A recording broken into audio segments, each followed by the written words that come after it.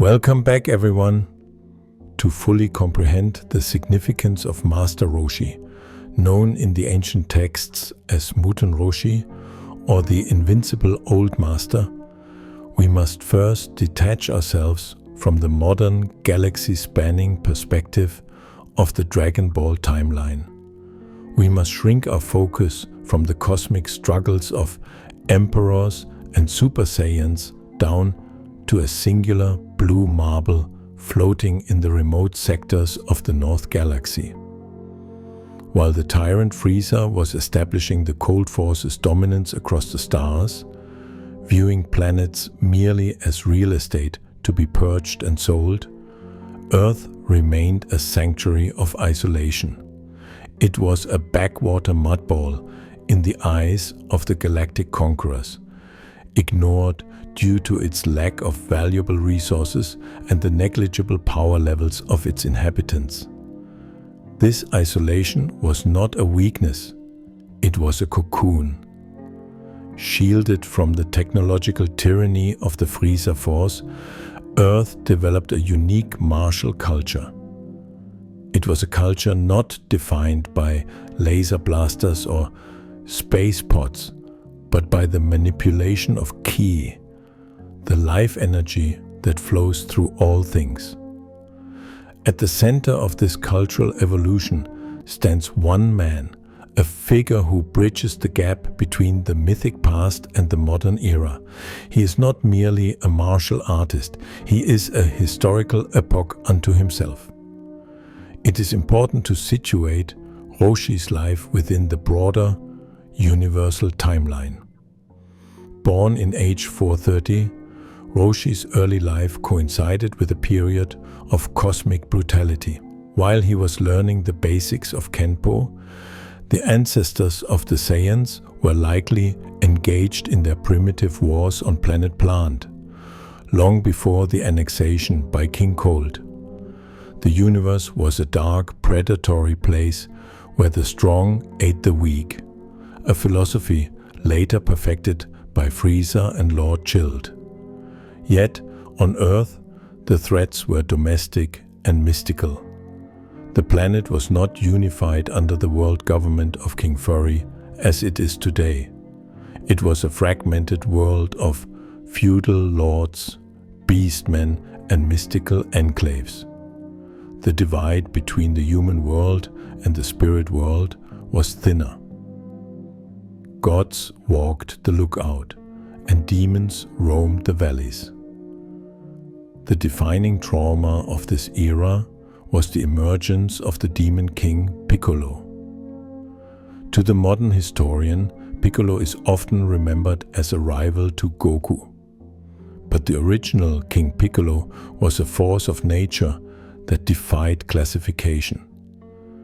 He was the expelled evil of the planet's guardian, Kami, giving him a connection to the divine that made him seemingly invincible. The reign of the Demon King was a period of psychological siege. Unlike Frieza, who destroyed planets from orbit with detached indifference, King Piccolo reveled in personal, intimate cruelty. He targeted the spirit of the martial artist. He did not just want to rule, he wanted to prove that justice and strength were incompatible. He introduced a lottery of destruction, randomly selecting sectors to annihilate, turning the entire globe into a hostage. It was in this shadow that Master Mutaito rose. Mutaito is the common ancestor of Earth's defense systems. He was the first to theorize that ki could be harnessed not just for physical augmentation, but for spiritual warfare.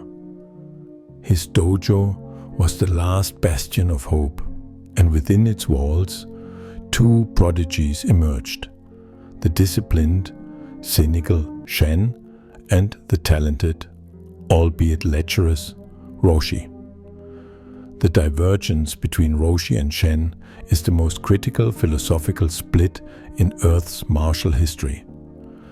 Both both men witnessed the horrors of the demon clan. Both saw their friends slaughtered and their cities burned.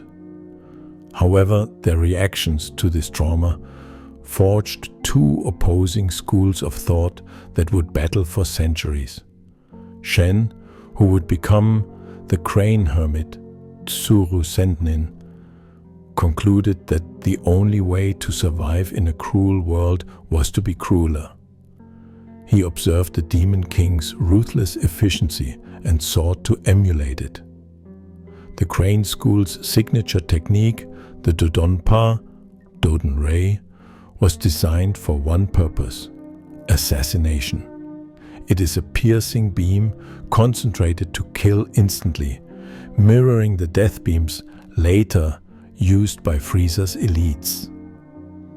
Shen's philosophy was one of malice and precision.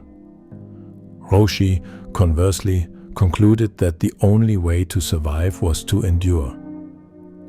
He saw that raw power, if unchecked by character, led to monstrosity. The Turtle School, Kame Senryu, was born from the idea that a martial artist must possess a shell, a hardness of body and spirit that allows one to weather the storm. Where the crane strikes, the turtle endures.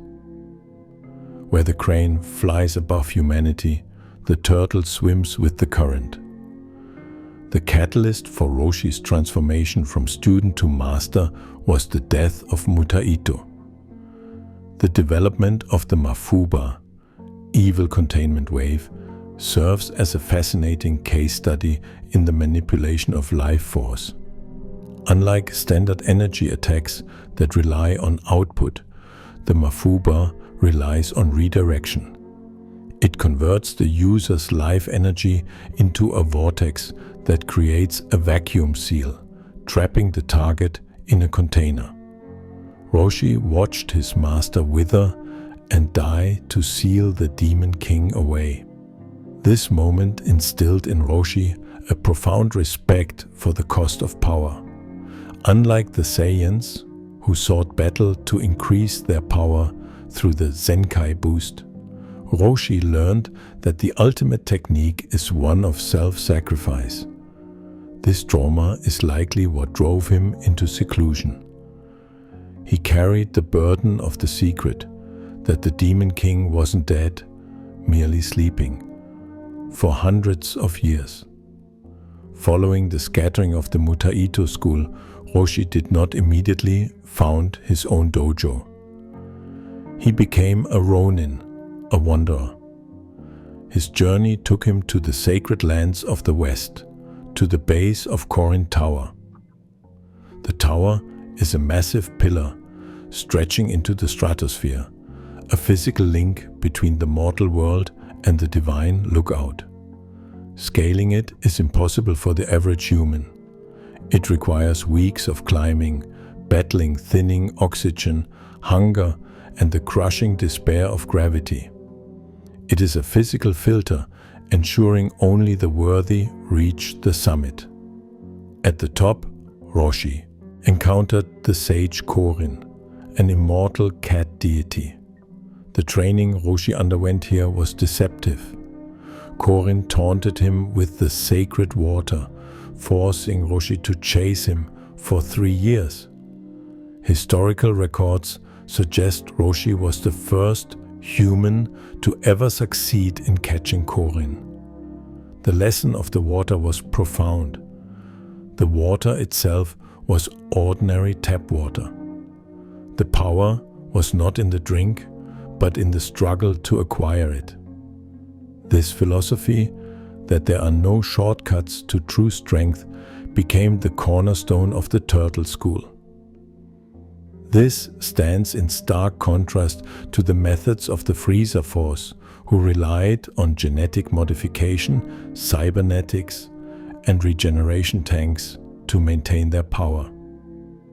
It was also here that Roshi obtained the Kintun, flying nimbus, and the Senzu beans. The nimbus is a cloud that can only be ridden by the pure of heart. That a young Roshi could ride it suggests that, despite his later reputation as a pervert, his core essence was one of innocence and goodness. He retained the cloud for centuries, though eventually his accumulating vices rendered him unable to board it, forcing him to pass it down to the next generation. No analysis of Master Roshi is complete without mentioning his older sister, Uranai Baba, a powerful witch who acts as a ferryman between the living world and the other world. Baba provided Roshi with a unique perspective on mortality. Through Baba, Roshi understood that death was not the end. He saw the bureaucracy of King Yema and the consequences of a life lived for evil. This knowledge likely contributed to his laissez-faire attitude toward life. Why rush? Why conquer? Eternity is waiting. This connection also explains his longevity. While rumors of an immortality elixir persist, it is highly probable that Baba's alchemical knowledge and access to otherworldly herbs kept Roshi in his prime for over 3 centuries. The crowning achievement of Roshi's isolation was the invention of the Kamehameha. In the modern era, where children like Son Goten can perform the wave instinctively, it is difficult to appreciate the sheer genius required to invent it. Roshi spent 50 years perfecting this technique. The Kamehameha is not just a laser, it is the expulsion of latent somatic energy. The user must draw Kai from every cell in the body, concentrate it into a single point between cupped hands, and then project it outward. It requires perfect synchronization of mind, body, and spirit. The technique is versatile. It can be a beam, a sphere, or a propulsion system. It represents the turtle philosophy perfectly. It is slow to charge, requires a solid stance, grounding, and delivers a devastating heavy impact. It is the opposite of the Crane School's quick, piercing strikes. It is a technique of mass, not just velocity. One of the most startling aspects of Master Roshi's physiology is his ability to access a max power state. In his base form, Roshi appears as a frail, emaciated elderly man, often needing a cane to walk. However, he possesses the ability to instantly increase his muscle mass by an order of magnitude, growing to the size of a Hulk. This is not a transformation in the Saiyan sense, like the Super Saiyan or the Great Ape. It is a mastery of ki control. Roshi floods his muscles with so much energy that they physically expand to contain it. It is a dangerous state, sacrificing speed for raw destructive output, often used in conjunction with a max power Kamehameha. This ability serves as a reminder that Roshi's frailty is a choice, a guise he wears to put others at ease. Beneath the Hawaiian shirt lies a monster capable of vaporizing a moon. Eventually, Roshi settled on a small island in the southern seas, building the pink structure known as Kame House. The choice of an island is symbolic. The ocean represents the vast, untamable nature of ki.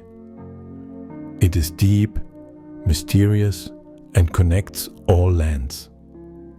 By living on an island, Roshi removed himself from the political squabbles of the continents. He lived a life of simplicity. His only companion for decades was Umigam, a sea turtle who had lost his way. This relationship underscores Roshi's connection to nature. He did not rule the island, he coexisted with it. It was during this time that he acquired the title Muten Roshi, or the God of Martial Arts. The title was not self-bestowed. It was given by the martial arts community, who viewed him as a living legend, a relic of the Mutaito era who had achieved enlightenment. However, to Roshi, the title was meaningless. He preferred the title Turtle Hermit, a humble designation that connected him to the earth rather than the heavens. Before the start of the Dragon Ball saga, Roshi took on 2 students who would shape the future. The first was the Ox King, a giant of a man who ruled Fire Mountain. The Ox King absorbed the physical aspects of Roshi's training, the brute strength and durability, but lacked the spiritual refinement to master the subtle techniques. The second student was Son Gohan. Gohan was the perfect student. Kind, patient and humble, he absorbed the heart of the turtle school. It was Gohan who found the Saiyan pot in the woods. It was Gohan who took the violent programmed weapon known as Kakarot and, through patience and love, reshaped him into Goku.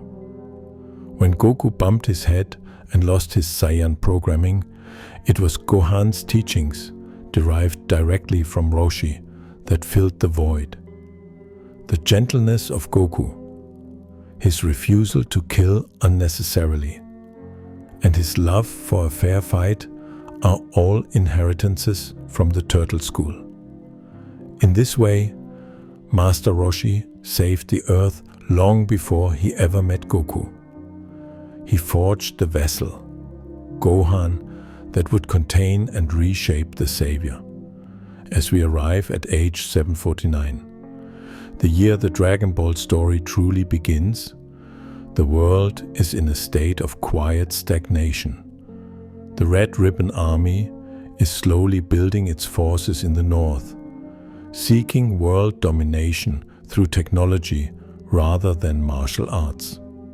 Capsule Corporation in the West City is revolutionizing life with the Dino Cap, making logistics trivial.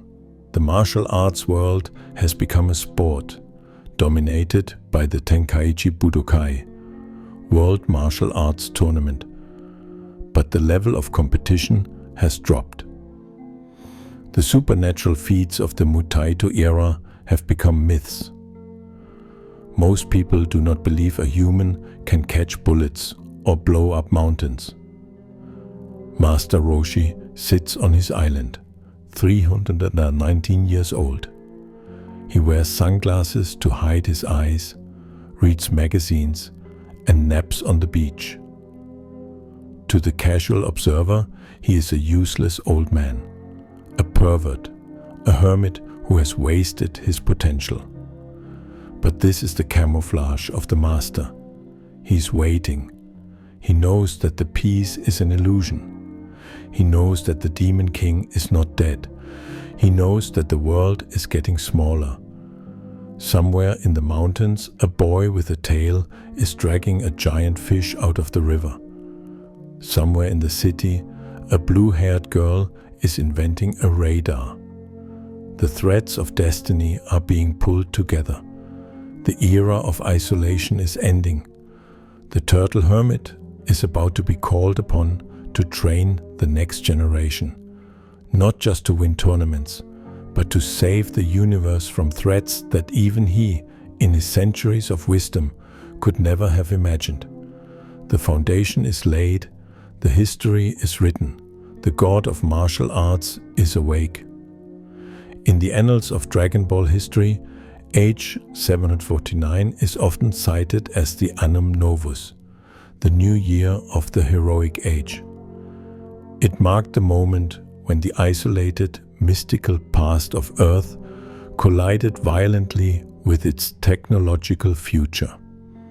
This collision occurred on a small, insignificant island in the Southern Sea, where a young technological prodigy named Bulma Brief and a feral Saiyan child named Son Goku encountered the legendary Muten Roshi. To the historian, this meeting is not merely a plot point. It is the reactivation of a dormant defense system.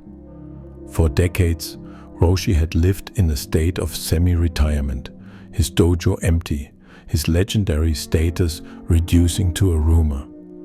He had become a relic, content to fade into obscurity while the world forgot the terror of King Piccolo. However, the arrival of Goku, carrying the sheer physical potential of the warrior race, and Bulma, carrying the ambition of the modern world, forced the turtle hermit back onto the stage. The initial interaction between Roshi and the young adventurers is heavily laden with symbolism regarding the state of Roshi's soul in age 749. Upon meeting Goku, who had saved his companion, the sea turtle Umigame, Roshi bestowed upon the boy the Kintun, flying nimbus. The Kintun is a magical cloud, likely originating from the celestial realms near Korin Tower, which can only sustain a rider of pure heart.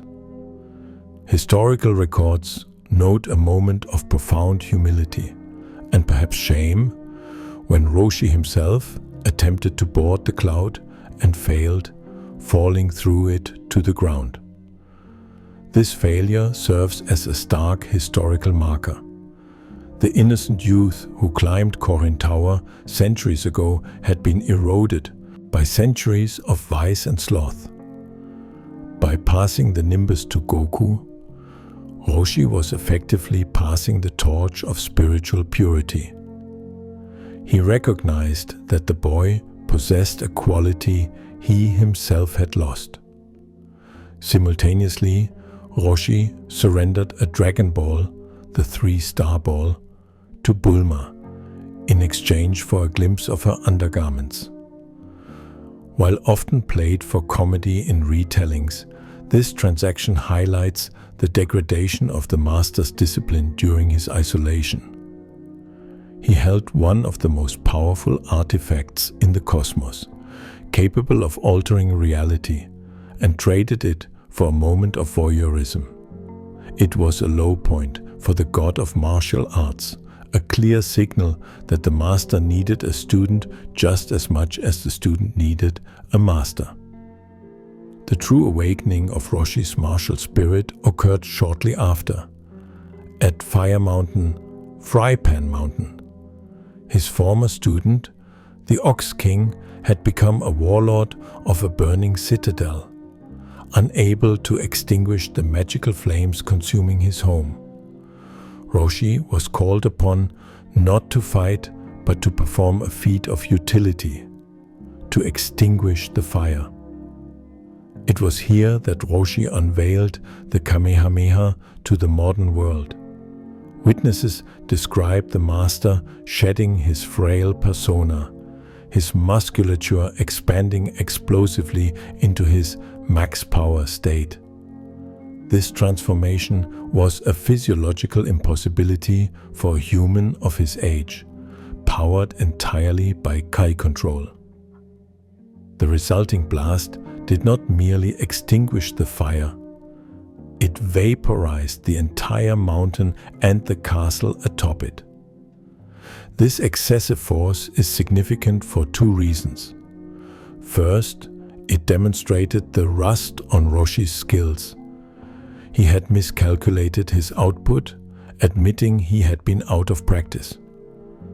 Second, and more importantly, it provided Son Goku with a visual benchmark. The Saiyan child, possessing the ability of mimicry, managed to replicate a small version of the wave moments later. For Roshi, seeing a child replicate his 50-year life's work in seconds was not an insult. It was a revelation. It was the confirmation that Goku was a prodigy of unprecedented caliber. It was the spark that convinced Roshi to take on a student for the first time in decades. When Goku arrived at Kame House for training, he was joined by a second applicant, Krillin. A monk from the Orient Temple, Krillin represented the antithesis of Goku. Where Goku was naive, instinctual, and physically gifted, Krillin was cynical, strategic, and deeply insecure. Krillin had fled the Orient Temple due to bullying and a stagnation in his progress. He sought Roshi's tutelage not for spiritual enlightenment, but for the power to defeat his bullies and attract women. This dynamic, the talent versus the strategist, became the crucible of the new turtle school.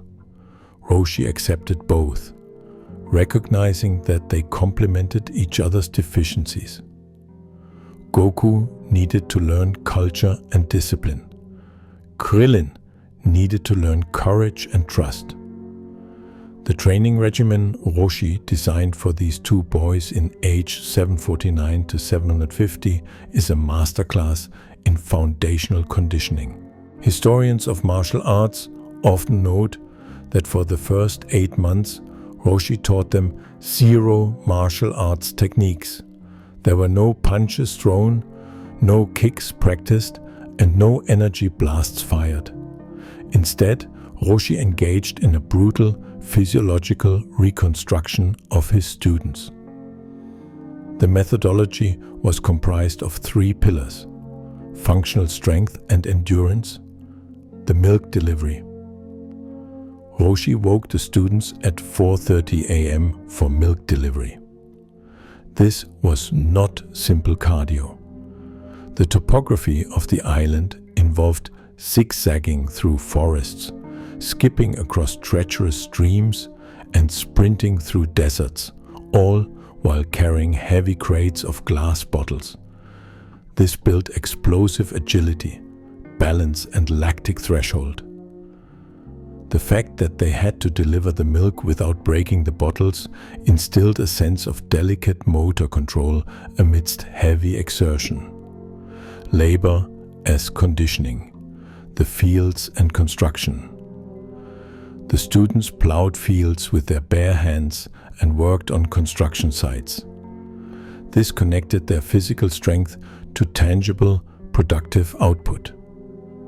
Unlike the crane school, which focused on destruction, the turtle school focused on creation, farming, building.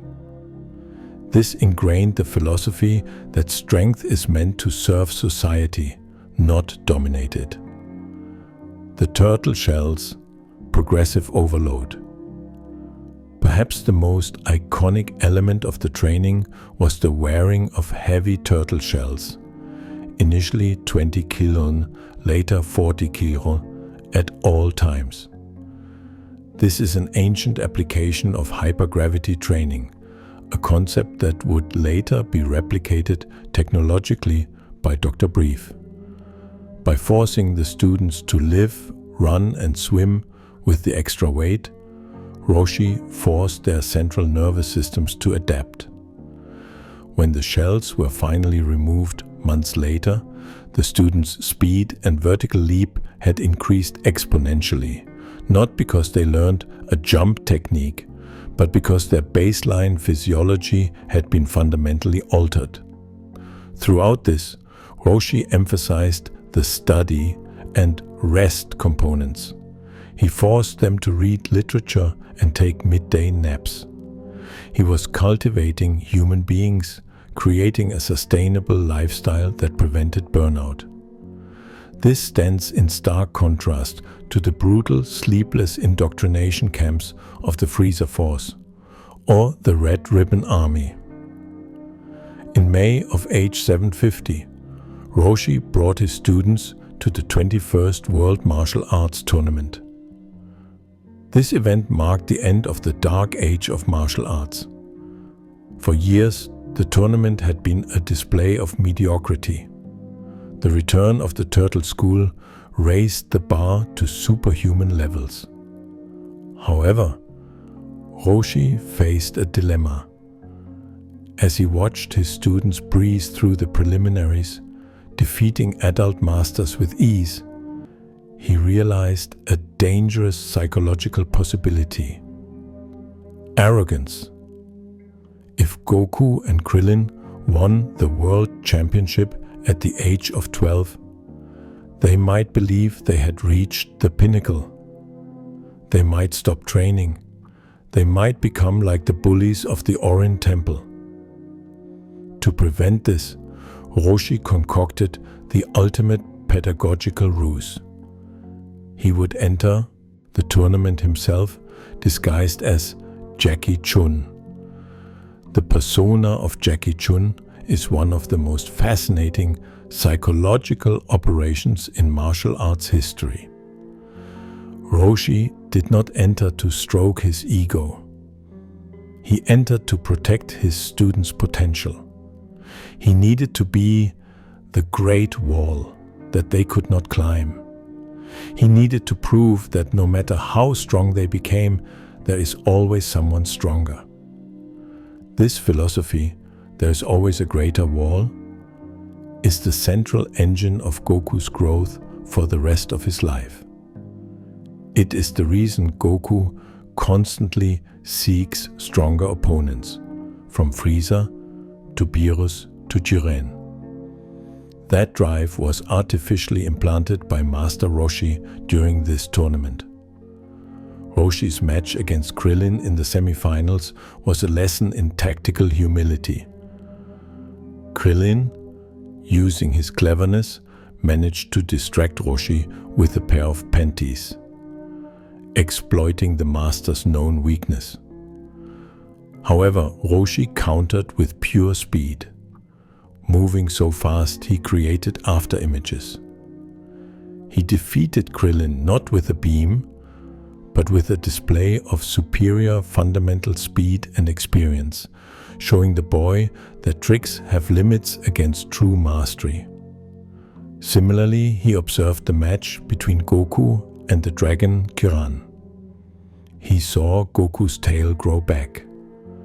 This was a harbinger of the chaos to come. Roshi knew of the Uzaru, great ape transformation, likely from the tales of Grandpa Gohan. He knew the danger lurking inside the boy. The final match of the 21st Budokai is considered one of the greatest bouts in terrestrial history. It was a dialogue of generations. Goku brought raw power, youth, and the adaptability of the Saiyan race. Roshi brought 3 centuries of technique and wisdom. The fight showcased the breadth of the Turtle School. They exchanged Janken strikes, aerial combat, and beam struggles. However, the turning point was Roshi's use of the Bankoku Bikuri Sho, lightning surprise attack. This technique, converting ki into 20,000 volts of electricity, was a move Roshi had likely developed to combat demons. It trapped Goku, causing immense pain. It was in this moment of near defeat that the full moon rose. The transformation of Son Goku into the great ape changed the stakes of the tournament instantly. It shifted from a sporting event to a kaiju-level disaster. The Uzaru, a mindless beast with a power level 10 times that of the user, began destroying the arena. Conventional attacks bounced off its fur. Roshi faced a trolley problem of planetary proportions. He could attempt to kill the beast, Goku, saving the crowd but ending the life of his greatest student. Or he could attempt to contain it, likely dying in the process as Mutaito did. Roshi chose a third option, one that highlights his extreme tactical intelligence and raw power.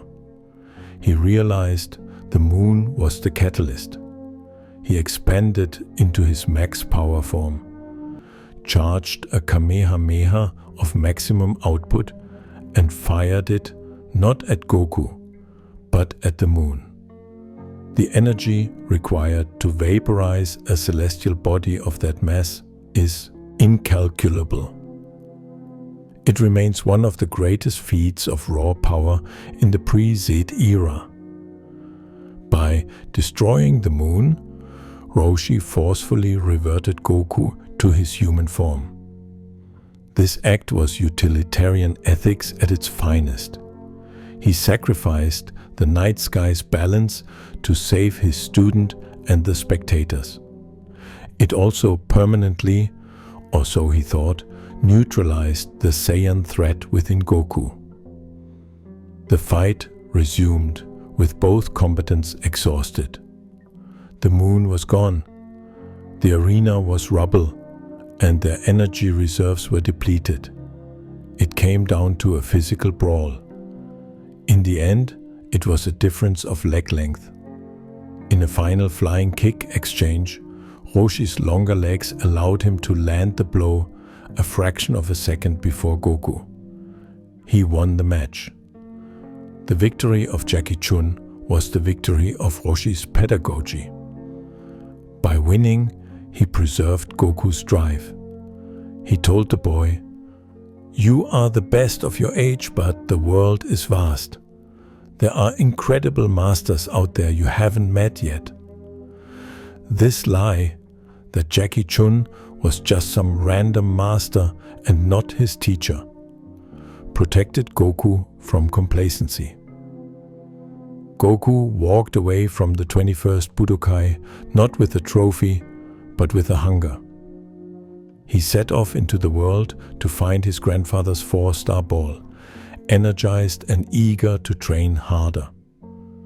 As age 750 came to a close, Master Roshi returned to Kame House, exhausted and nearly bankrupt from the prize money he spent on a celebratory dinner, which the gluttonous Goku consumed entirely. But the mission was accomplished. The Turtle School had been resurrected. The two boys, Goku and Krillin, were now the strongest humans on the planet, excluding Roshi himself. The philosophy of move well, learn well, play well, eat well, and rest well had been vindicated. However, the rising action was not over. By sending Goku out into the world, Roshi had unknowingly set him on a collision course with a paramilitary organization known as the Red Ribbon Army. The innocent training days of milk delivery were ending. The era of true conflict was approaching, and the Turtle Hermit would soon find that even his destruction of the moon was not enough to keep the darkness at bay. The ancient shadows of his past were stirring, and the Crane Hermit was watching from the sidelines, plotting his own return to dominance.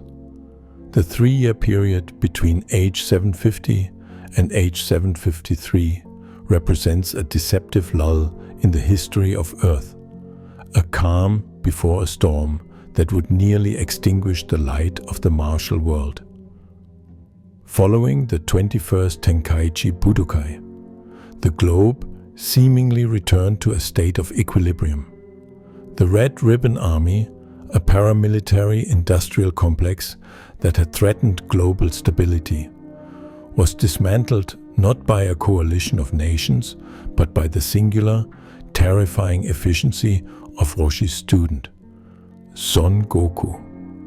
To the casual historian, this era appears to be the triumph of the Turtle School. However, a deeper analysis reveals that for Muten Roshi, this was a period of profound transition and existential dread. The turning point of Roshi's life was not a singular moment of victory, but a sequence of events that forced him to confront the two things he had successfully avoided for centuries: his own obsolescence and the ghosts of his past. The age of the immortal turtle was ending. The age of the super warriors was beginning. While Goku waged his one-man war against the Red Ribbon Army, Master Roshi largely remained on the sidelines. This inaction was not born of cowardice, but of pedagogical intent. Roshi adhered to the strict belief that a student must solve their own conflicts to grow. He understood that if he intervened, he would stunt Goku's development. However, historical records from age 750 show a significant crack in this philosophy.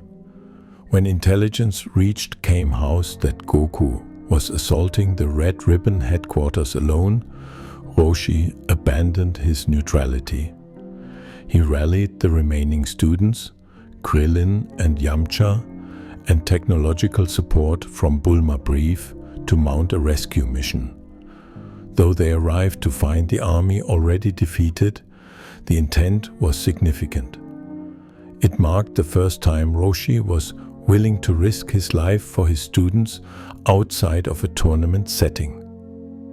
The detached hermit was becoming a father figure, a transformation that would have fatal consequences in the years to come. It is also worth noting the training of the B-team during this period. While Goku was gaining combat experience in the field, Roshi continued to refine Krillin and Yamcha. He focused on their spiritual fortitude, sensing that while they lacked Goku's raw Saiyan durability, their human ingenuity would be vital. He was building a team, not just a champion. Before the 22nd Budokai, a pivotal yet often overlooked event occurred. The tournament held by Roshi's sister, the fortune teller Baba. Goku needed to locate the final Dragon Ball to resurrect the father of his friend Upa, and Baba demanded a fight in exchange for her divination services. Roshi attended not as a participant, but as an observer. It was here that he witnessed the limits of his own teachings. He saw his students struggle against opponents who used unconventional tactics. Devilman's Devil Might Beam, which weaponized negative thoughts, and the Invisible Man, who required tactical improvisation. Most importantly, Roshi witnessed the bout between Goku and the masked fighter, who was revealed to be the spirit of Grandpa Gohan. Watching Goku fight his adoptive grandfather, Roshi's own former student, was a moment of profound circularity. It reinforced the legacy of the Mutaito lineage. Roshi saw that his teachings had survived death itself, passed from him to Gohan and from Gohan to Goku. It was a validation of his life's work, but also a reminder that the dead do not stay gone forever. A foreshadowing of the terror to come. In May of age 753, the martial arts world gathered again for the 22nd World Tournament. This event was historically significant not for the physical combat, but for the ideological warfare between the two surviving students of Mutaito, Muten Roshi, Turtle, and Tsuru Sennin, Crane. The Crane Hermit entered his students, Tenshinhan and Chiaotzu, to prove the superiority of the Crane school, Tsuru Senryu. The philosophical dichotomy was stark. The Turtle school preached that martial arts were for self-improvement, health and defense. The Crane school preached that martial arts were for killing.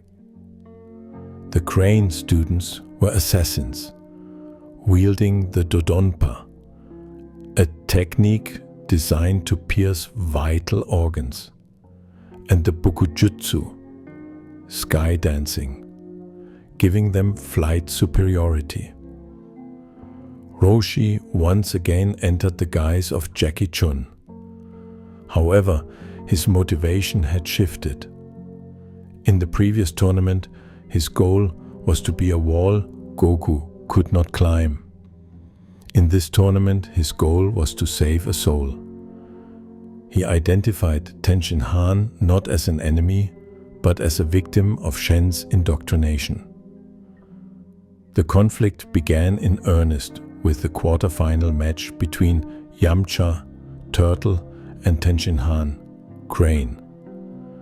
This was a direct clash of methodologies. Yamcha, utilizing the Wolf Fang Fist and a newly developed Kamehameha, represented the Turtle School's adaptability and spirit. Tenshin Han represented cold, brutal efficiency. When Tenshin Han brutally broke Yamcha's leg after the match was effectively decided, Roshi sat in the waiting room, his knuckles white. It was a violation of the martial code. It was Shen's cruelty made manifest. Yet, Roshi did not retaliate with violence. He realized that to defeat the Crane, he had to break the Crane's hold on its students, not the students themselves. The semi-final match between Jackie Chun and Tenshin Han is a masterclass in psychological warfare. Roshi fought evenly with the three-eyed prodigy, matching his power and speed. He utilized the Phantom Star technique, creating after-images to confuse the Triclops' eye. However, midway through the fight, Roshi did something unprecedented. He forfeited. He stepped out of the ring voluntarily. To the audience, it looked like an old man knowing his limits. To the historian, it was a tactical surrender designed to shatter Tenshin Han's worldview. Tenshin Han had been raised to believe that victory is everything and that the weak deserve death. By acknowledging Tenshin Han's strength, "You are strong, perhaps stronger than me," and stepping aside with grace, Roshi destroyed the narrative.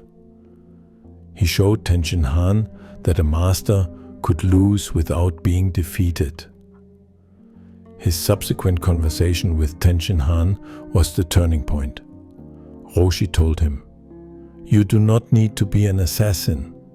You can walk in the light." This intervention was successful. Tenshin Han began to question his master, Shen, eventually rejecting the path of the assassin to become one of Earth's greatest defenders. Roshi had successfully passed the torch, rendering himself obsolete, and he was content. The contentment was shattered in an instant. Following the conclusion of the tournament, where Tenshin Han narrowly defeated Goku, a tragedy occurred that ended the innocence of the era. Krillin, Roshi's second student, offered to retrieve Goku's belongings from the locker room. Moments later, a scream echoed. Goku rushed in to find his best friend dead, his neck snapped, his eyes wide in terror. The 4-star Dragon Ball was gone. Beside the body lay a piece of paper marked with a symbol that stopped Master Roshi's heart. The character Ma, demon. The reaction of Master Roshi to this symbol is documented as sheer, unadulterated terror. For 300 years, he had lived with the knowledge that King Piccolo was sealed away. He had repressed the trauma of Mutaito's death. Now, the seal was broken. The Demon King walked the earth again. This moment marks the shift from Master Roshi, the eccentric teacher, to Muten Roshi, the last survivor of the Mutaito school. The jovial facade vanished. He became grim, focused, and fatalistic. He knew with mathematical certainty that the current generation of warriors, even Goku and Tenshin Han, was not ready. They relied on physical strength, but Piccolo was a being of magic and malice.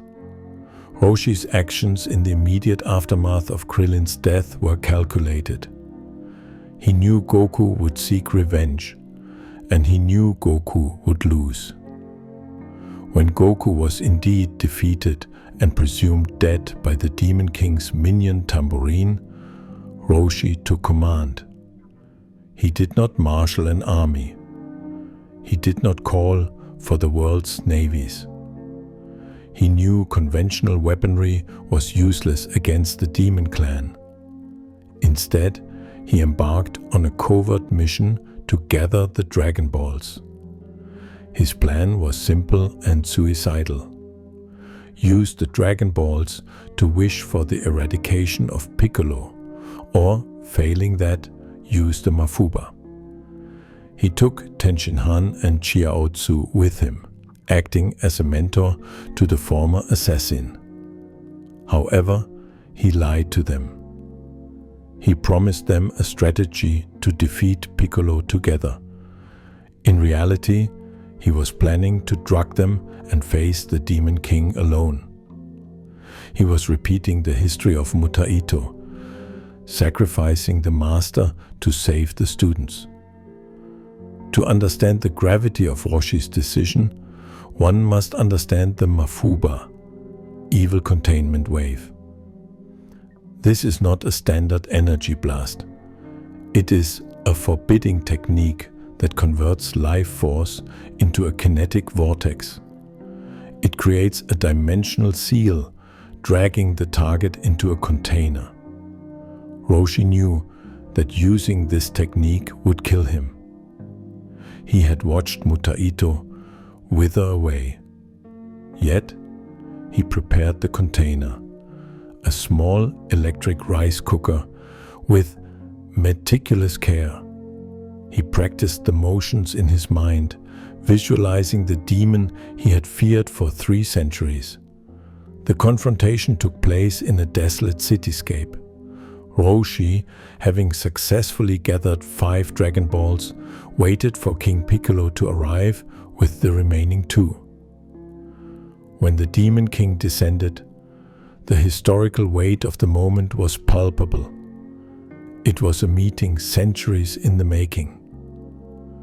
Piccolo, now old and seeking the Dragon Balls to restore his youth, did not recognize Roshi initially.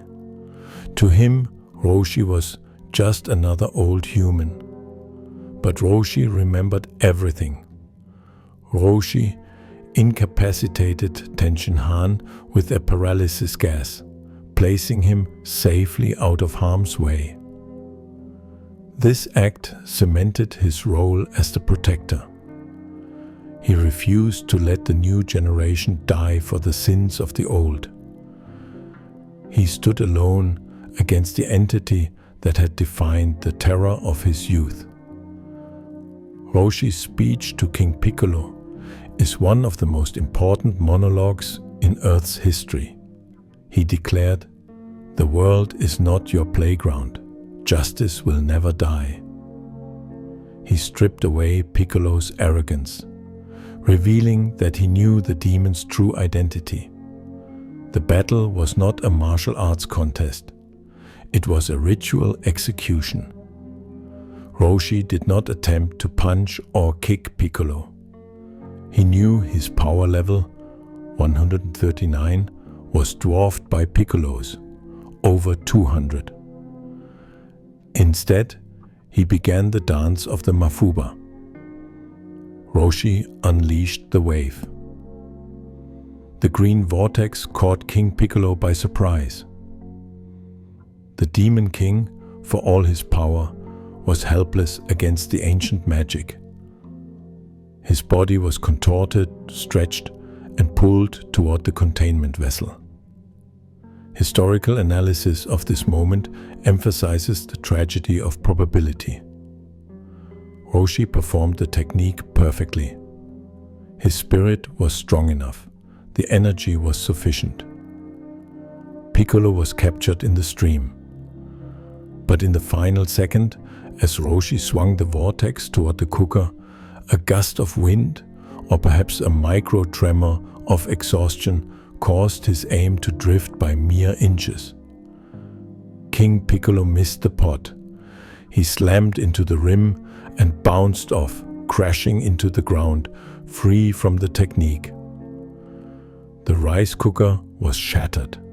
The seal was broken. The failure of the mafuba sealed Roshi's fate. The technique had already consumed his life energy. He collapsed, his body a withered husk of the formidable master he once was. As he lay dying, King Piccolo mocked him, finally realizing who he was, the disciple of Mutaito.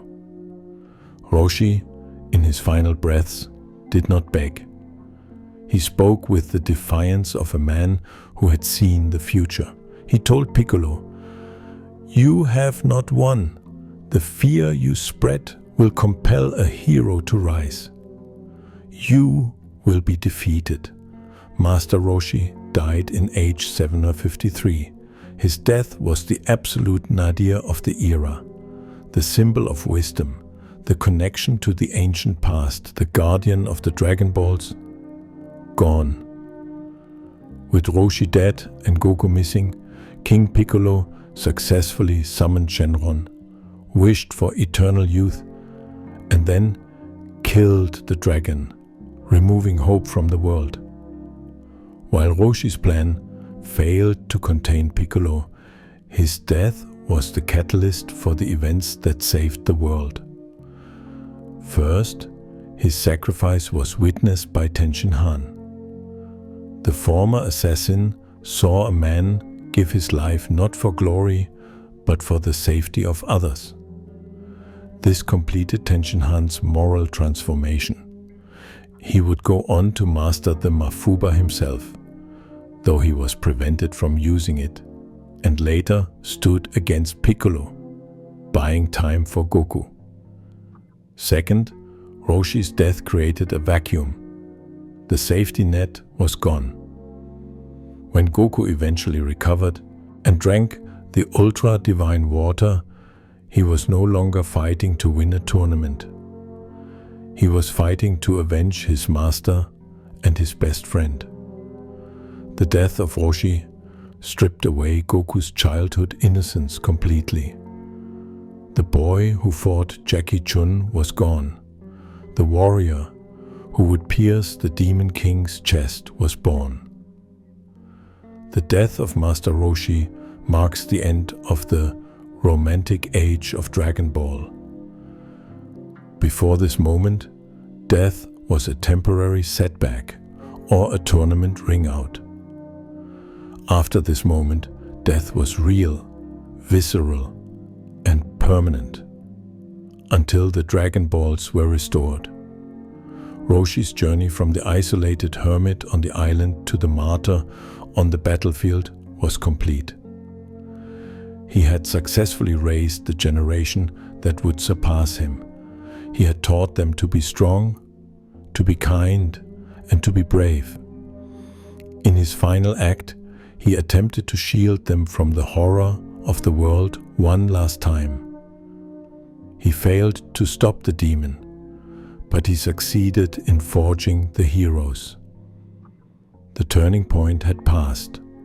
The world was now in the hands of the students. The turtle had retreated into his shell for the final time, leaving the dragon to rise. The history of Muten Roshi, following the defeat of King Piccolo in age 753, is a complex study in oscillating relevance and strategic withdrawal. Following Goku's victory over the Demon King, the Dragon Balls were gathered and the eternal dragon Shenron, restored by Kami, granted the wish to resurrect those killed by the Demon Clan. Master Roshi returned to the land of the living. waking up on the very pavement where he had fallen. The shattered remnants of the electric rice cooker serving as a grim reminder of his failure. For the vast majority of martial artists, death and resurrection would be the defining climax of their existence. For Roshi, it was merely a prelude to a long, quiet era of obsolescence. From age 756, the 23rd Tenkaichi Budokai, through age 774, the defeat of Majin Buu, Roshi effectively retired from active combat.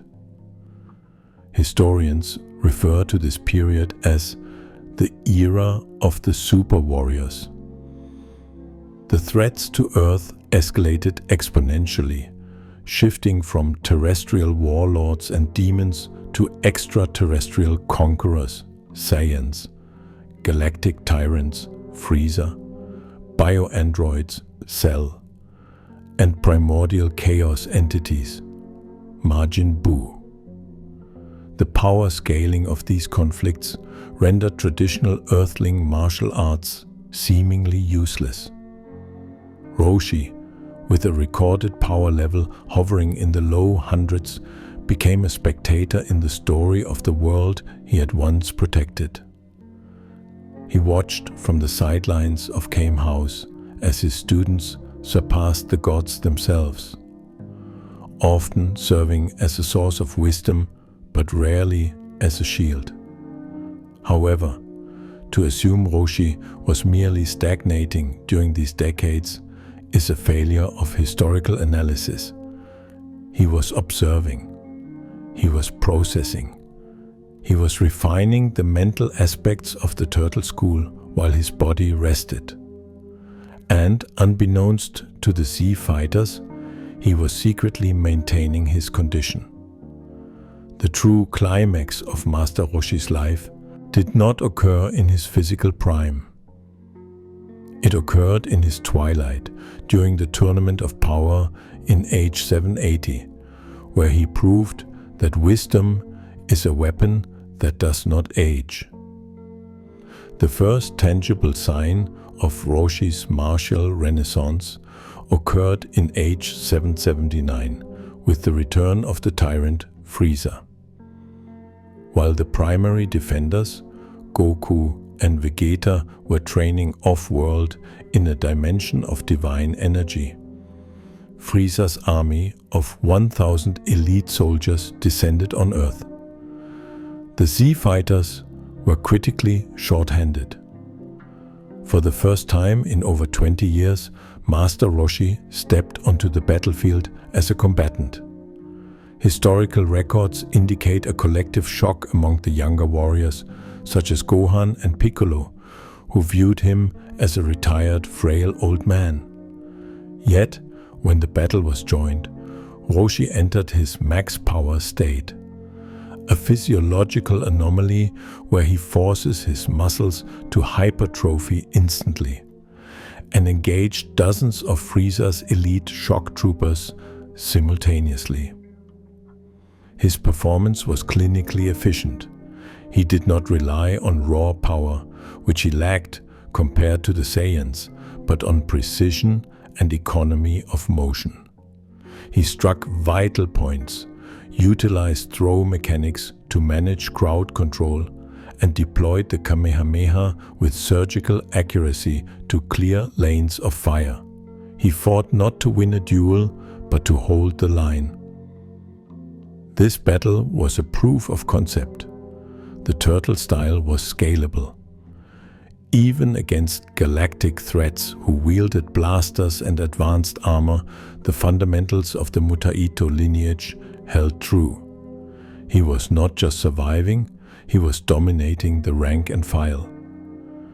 The true climax of Roshi's existence arrived with the announcement of the Tournament of Power by the Omni King, Zeno. The stakes were absolute, a battle royal between 8 universes, with the losing universes facing total erasure from existence. Earth, Universe 7, was required to field 10 warriors. When Goku nominated Master Roshi for the team, the decision was met with intense skepticism, particularly from his former student Tenshin Han. The argument was logical. Why bring an ancient hermit with a low power level when modern powerhouses or androids existed? Goku's reasoning was profound and highlighted the core of the Turtle School philosophy. This was not a contest of raw power levels. It was a battle royal. It required experience, technique, utility, and survival instincts, qualities Roshi possessed in abundance over any other living mortal. Roshi accepted the invitation, but he knew he possessed a fatal flaw that could jeopardize the universe: his own lechery. For centuries, his lack of focus due to worldly desires had been the ceiling limiting his growth. In preparation for the tournament, Roshi engaged in a brutal psychological conditioning regimen at Karin Tower. He enlisted the shape-shifting cat Puar to transform into various beautiful women, forcing himself to confront his desires head-on. He instructed Tenshin Han to strike him whenever he wavered. This training was not physical, it was a purging of the soul. By the time he entered the world of Void, Roshi had achieved a state of mental clarity he had not possessed even in his youth. He entered the arena not as a dirty old man, but as a disciplined sage, fully in control of his faculties. The tournament of power took place in a void outside of space-time, a null realm with infinite durability. 80 warriors clashed in a chaotic melee. To the historian, Roshi's performance in this tournament is the ultimate validation of Earth's martial arts. While Goku, Vegeta, and Frieza fought the god-tier opponents of other universes using raw destructive output, Roshi was assigned a different role: the technician. He fought the tricky opponents, the ones who relied on illusions, seduction, unique biology, or magic. He systematically dismantled warriors who were statistically superior to him by applying 3 centuries of tactical wisdom. Roshi's first major engagement was against Kawe of Universe 4, a warrior who weaponized her own ki to create physical constructs, weapons, and used seduction to lower her opponent's guard. In any other era, Roshi would have succumbed to her charms. In the Void, he was immovable. He utilized a technique rarely seen: man-slaying intent. He did not strike her. He simply walked toward her, projecting the sheer weight of his experience and his willingness to destroy her. The psychological pressure was so intense that Kawe, terrified by the monster she sensed beneath the old man's exterior, retreated out of fear. He defeated a universe-level combatant without throwing a single punch, winning through the projection of spirit, a high-level concept in martial arts philosophy known as Saki. His next opponent, Dakori, was a master of talismans and shadows. She utilized the shadows of the arena to trap Roshi in a binding seal, a technique impossible to break with physical strength alone. This was a direct counter to the brute force of the Saiyans. Roshi responded with the Mafuba, evil containment wave. This moment was historically poetic. Decades prior, the Mafuba had failed against King Piccolo and killed Roshi due to the energy drain. Here, in the Void, Roshi utilized a small bottle as a container. He executed the technique with flawless, rhythmic precision, converting the enemy's attack into a capture stream. He sealed Dakori away, tossing the bottle off the stage. He had mastered the technique that once killed him.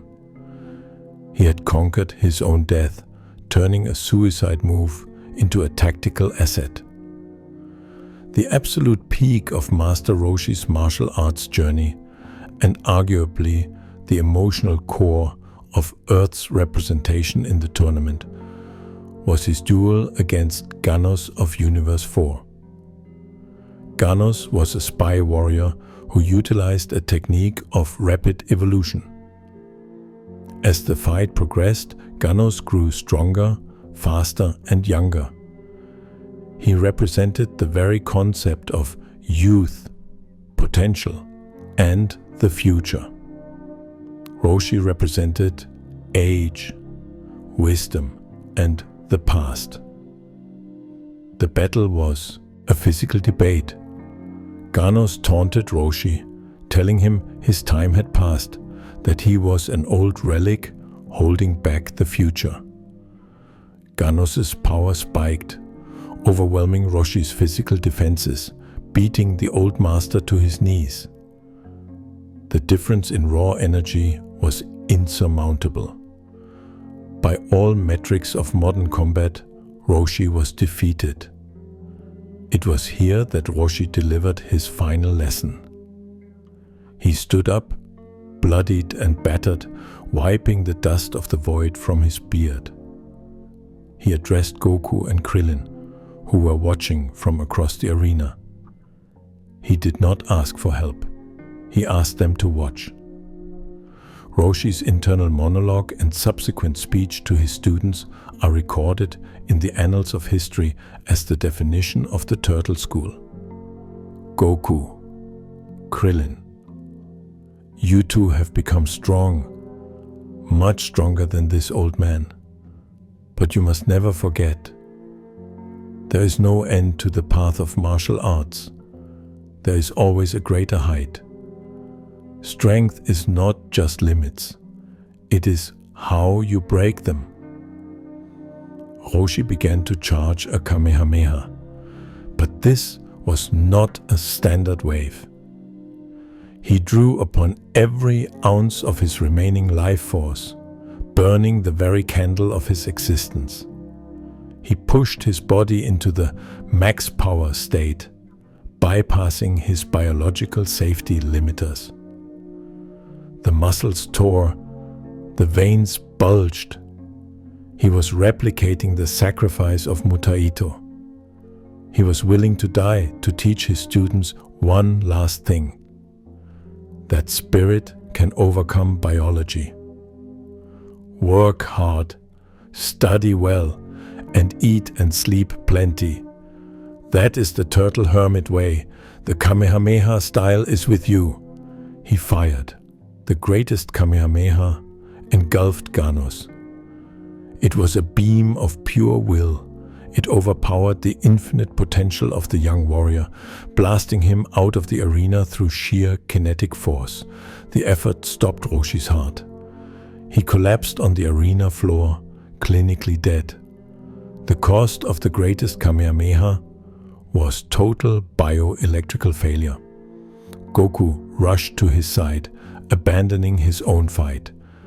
In a reversal of roles, the student saved the master. Goku infused his God Ki, a power level Roshi could never achieve, directly into Roshi's chest, acting as a divine defibrillator. Roshi gasped and woke up. His first words were not of pain, but of confusion. Where are the pretty angels? This moment is the emotional climax of the Dragon Ball franchise for the Turtle School. Roshi proved that he was not just a relic. He had stood on the stage of the gods, defeated the embodiment of youth, and survived his own sacrifice. He had completed the journey he started 300 years ago at Korin Tower. He was no longer just the teacher of Goku. He was his peer in bravery. It is crucial for the historian to note a variation in the record found in the manga archives. In that timeline, Roshi's climax was arguably even more profound philosophically. He did not face Ganos. He faced Jiren, the strongest mortal in the multiverse, a being whose power exceeded that of a god of destruction. Roshi did not overpower Jiren. That would be impossible. Instead, he dodged him. Roshi utilized the ultimate refinement of the Turtle School principles, moving without thinking, letting the body react naturally to the flow of combat. He chided Goku for relying too much on raw power transformations and thinking too much during the fight. You think power is the only way to strength? You have forgotten the basics, my boy. For a few glorious seconds, Master Roshi dodged the attacks of Jiren. The gods of destruction in the stands stood in awe. Beerus, the destroyer of Universe 7, leaned forward, recognizing the technique. Roshi was displaying the rudiments of Ultra Instinct. He showed that the ultimate technique of the angels was not a transformation of power, but the perfection of the basics Roshi had taught Goku as a child. Move well, rest well. He bridged the gap between a human with a power level of 100 and a being with a power level of infinity, solely through skill. This is the ultimate thesis of Master Roshi. That technique, refined over centuries, creates its own kind of godhood. Whether in the anime's battle against Ganos or the manga's lesson against Jiren, the climax of Master Roshi's life was the tournament of power. He entered as the perceived weakest link and left as the MVP of the tactical game. He redeemed his failure with the Mafuba. He overcame his lust. He proved that the foundational skills of Earth's martial arts were universally applicable. He passed the torch not by dying, but by living and fighting alongside his students. He showed them that he was still the master, not because he was stronger, but because he understood how to fight better. The climax was not a victory over a villain.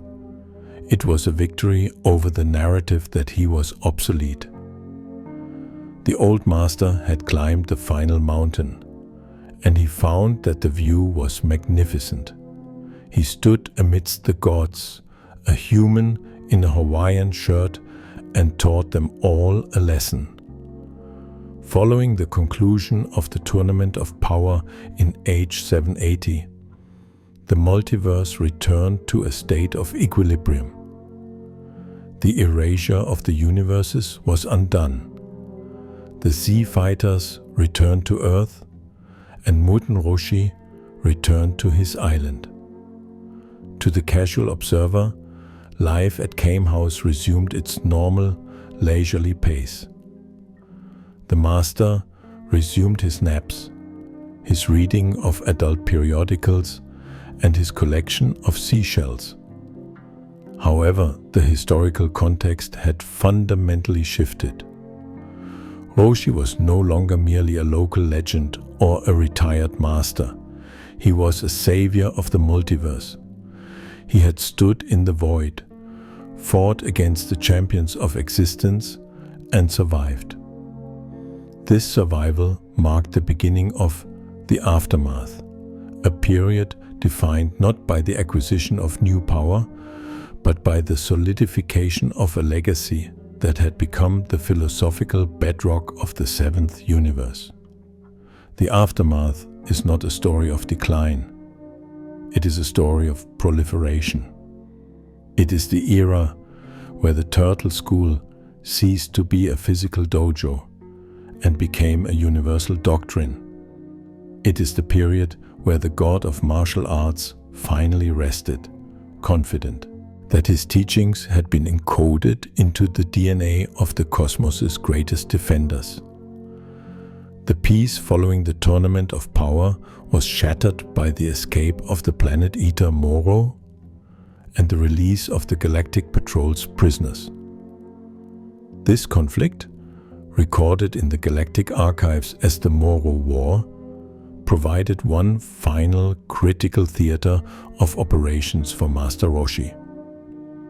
While Goku and Vegeta were off-world training, Moro's elite convicts descended on Earth. Roshi, despite his advanced age and the immense trauma his body suffered in the world of Void, joined the front lines. He was deployed alongside his student Krillin to defend the remote sectors. This engagement is historically significant because it revisited the central struggle of Roshi's internal life, his lust. He was confronted by the convict trio Mita, Iwasa, and Kikasa, warriors who utilized speed and fusion. In the past, such opponents would have been Roshi's undoing. However, in the Moro War, Roshi demonstrated that his conditioning in the Tournament of Power was not a temporary measure. He fought blindfolded. By voluntarily removing his sight, Roshi negated the visual stimuli of his opponents, relying entirely on the sensing of ki and air pressure. This was a masterstroke of tactical adaptation. It demonstrated that Roshi had fully sublimated his vices into his martial arts.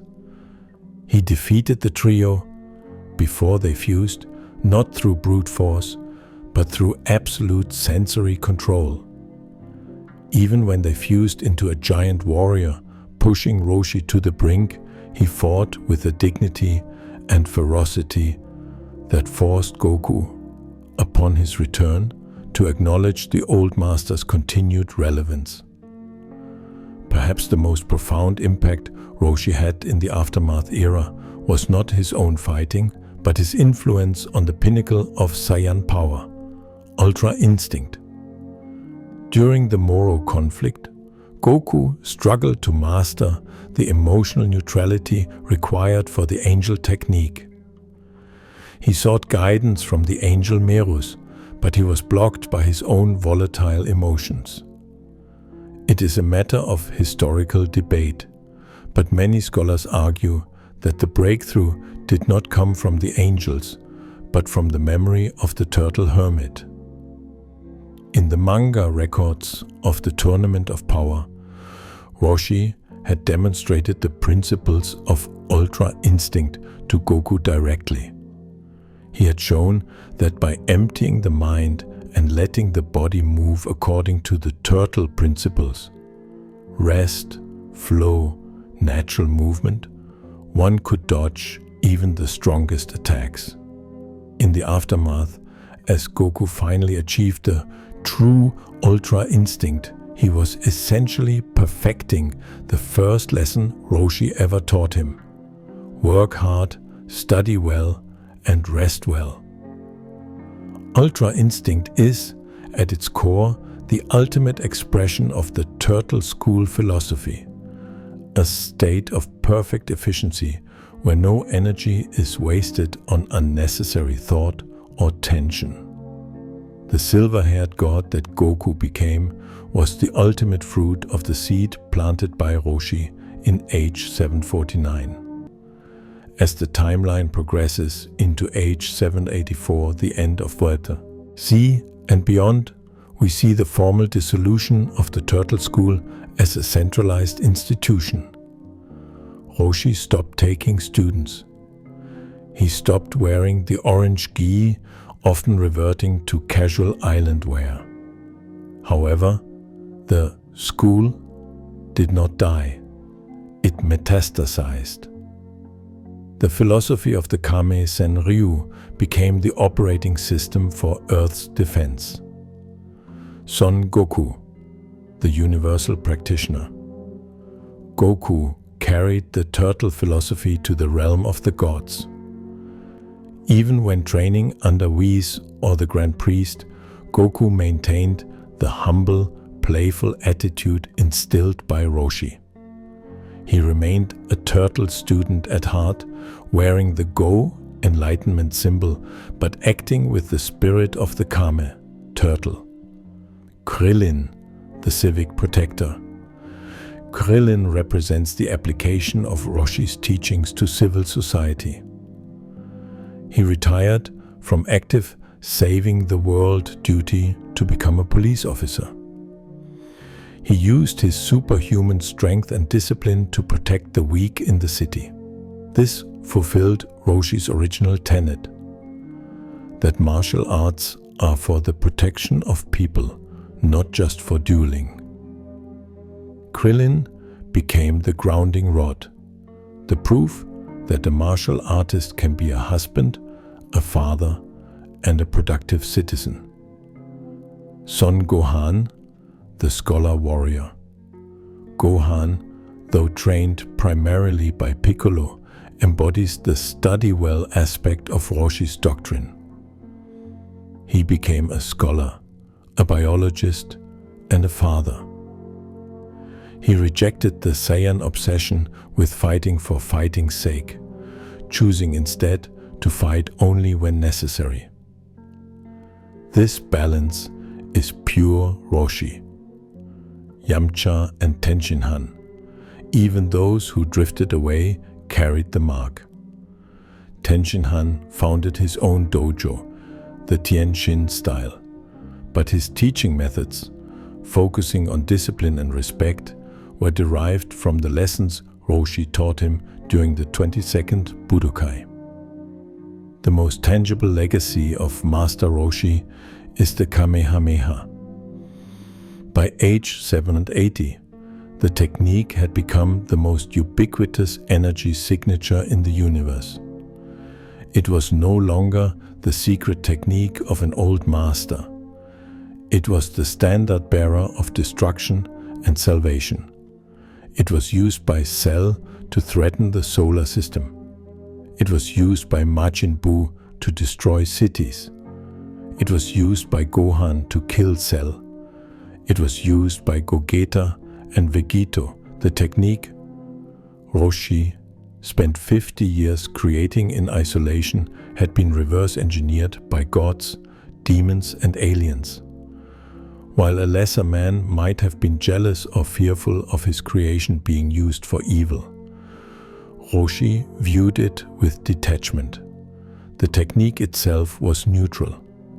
The fact that it was the primary weapon used to save the universe time and time again against Broly, Frieza, Cell, Buu, proved that his 50 years of isolation were the most productive half-century in human history. In the final years of the recorded timeline, age 784 and the GT era, if considered, Master Roshi settles into the role of the eternal observer. He stops fighting completely. He attends the 28th World Martial Arts Tournament not as a participant and not even as a disguised master, but simply as a spectator. He watches Goku fly off with Uub. He watches Pan enter the ring. He sits in the stands, wearing his sunglasses, often ignored by the crowds who have no idea that the frail old man in the beach shirt is the reason they are alive to cheer. There is a poignancy to this obsolescence. Roshi achieved what every teacher desires. He made himself unnecessary. He built a world where he no longer needed to use the Mafuba. He built a world where he no longer needed to destroy the moon. He built a family of warriors who could hold up the sky without him. A lingering question in the historical record is the final fate of Master Roshi. Does he ever die? Biologically, he is human. The herbs and the phoenix water, or immortality, elixir equivalents granted him indefinite youth, but not invulnerability. However, there is no record of his natural death in the canon archives. He appears in the future timelines of Trunks until killed by androids, and in the far-flung future of GT. It is the position of this historian that Master Roshi became something akin to a terrestrial demigod, a Zenin in the truest sense. Having conquered the fear of death during the King Piccolo arc and the Tournament of Power, and having visited the other world via his sister Baba, Roshi likely exists in a state of liminality. He lives because he enjoys living. He lives because he wants to see what his foolish students will do next. He has become the living memory of the earth. When we look back at the sweep of history, from the dark days of King Piccolo to the blinding lights of the Tournament of Power, the figure of Muten Roshi stands as the singular, unmoving point around which the chaos revolves. He was the bridge between the mystical past and the cosmic future. He was the man who taught the strongest being in the universe how to deliver milk, how to nap, and how to be kind. He was the man who sacrificed his life to seal a demon and sacrificed his heart to push a student past his limits. Frieza may have ruled the universe, Beerus may have destroyed worlds, but Master Roshi taught the universe. His legacy is not written in the stars he blew up or the villains he defeated. It is written in the character of Son Goku. It is written in the courage of Krillin. It is written in the safety of the earth. The story of Dragon Ball is often called the story of Son Goku. But if one looks closely at the orange gi worn by the savior of the universe, they will see a small patch on the chest. The kanji for turtle, Kame. No matter how high Goku flies, no matter what color his hair turns, he remains forever and always a student of the Turtle School. And somewhere on a small island, the master sits in his deck chair, watches the tide roll in and smiles. The work is done. The lesson is over.